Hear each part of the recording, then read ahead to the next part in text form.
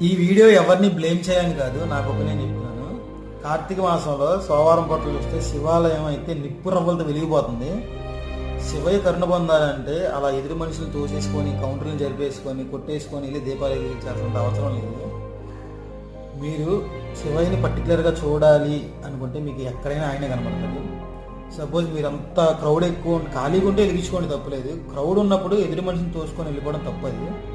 And మీరు సింపుల్గా నేనైతే నా వేలో అయితే ఇప్పుడు ఒక భిక్షాటకుడు ఉన్నారు, అడుక్కునే వాళ్ళు ఉంటారు కదా, వాళ్ళు ఉన్నా సరే నేను ఆయన సహాయం చేసి ఇదిగో అలా దీపం పెడదాం అనుకున్నాను, తీసుకోవాలి అని చెప్పి మన దగ్గర ఉన్న పండ్లు డబ్బులు ఏదో ఒకటి ఇచ్చేస్తాను, నేనైతే అలా చేస్తాను.